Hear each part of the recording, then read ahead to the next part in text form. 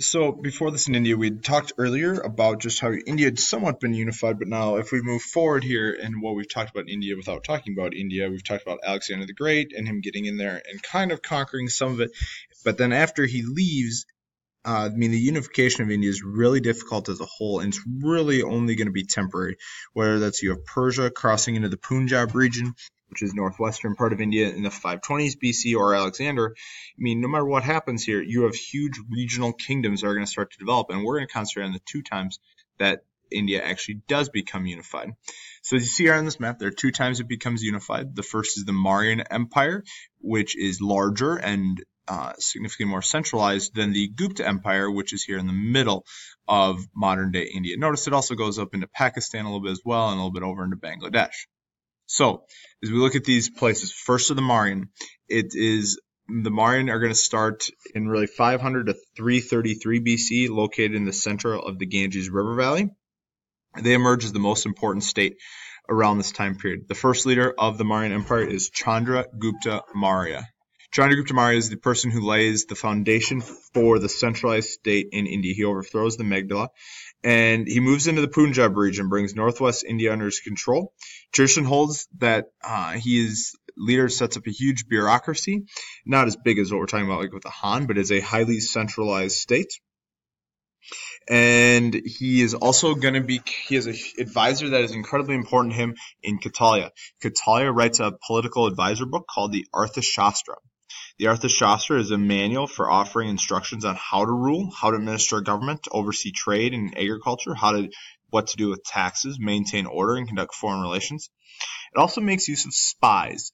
This empire is one of the things it's known for is this huge central government where it's going to keep spies to keep people in line.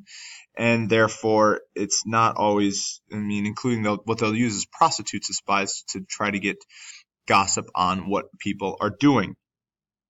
So after Chandragupta Mauryan is gone, and by the way, you can see here the area that he does rule. All right, this is Ashoka who's next. So you kind of just move this way across in this whole thing, basically all of modern day India into Pakistan and into Bangladesh as well. Ashoka is the emperor at its height. He is the grandson of Chandragupta. He is a conqueror first. The only big kingdom left was the kingdom of Kalinga, which is a great name. In the kingdom, after he conquers the kingdom of Kalinga, they control all the trade routes. Conquered it in 260 BC. It was an incredibly bloody battle where he won the war, or where he finally defeated the kingdom of Kalinga and saw 150,000 people driven from their lands and over 100,000 Kalingans die. Keep that huge government bureaucracy in place. Has some major Greek influences because they are because some of the parts they colonized in the northwest were former Greek colonies.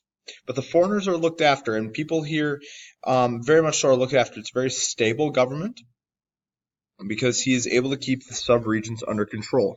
One of the ways he do this is he communicates his policies through stone pillars, the rock and pillar edicts they are called. And part of it, and we'll talk about this more when we get to Buddhism, is that people should observe Buddhism and that his intentions, Ashoka's, are fair and just.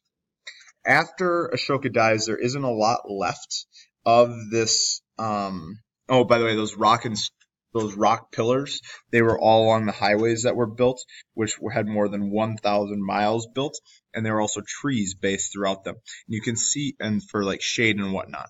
So you can see here all these little triangles and circles. Those were the pillars are, and that's how he got his messages out.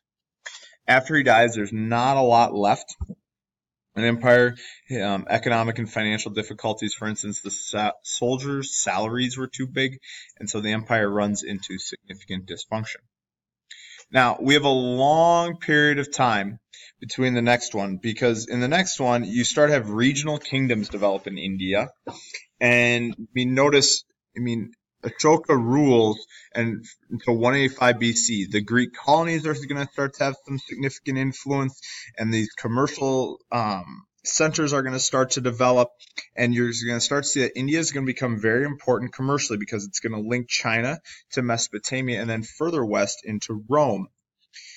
Really, the only thing of note here between the two in terms of regional kingdoms is the Bactrian, which are Greek descendants who start to rule northwest India and start to get that trade functioning. The Kushans are going to conquer them around 1 CE, and then the next big empire starts at 320 CE, so 400 years after the Mauryan, with the Gupta. There is no relation between the Guptas and the Mauryans, so even though their first ruler's name is Chandragupta, don't worry about it. They're not related. Chandragupta, Gupta is the last name.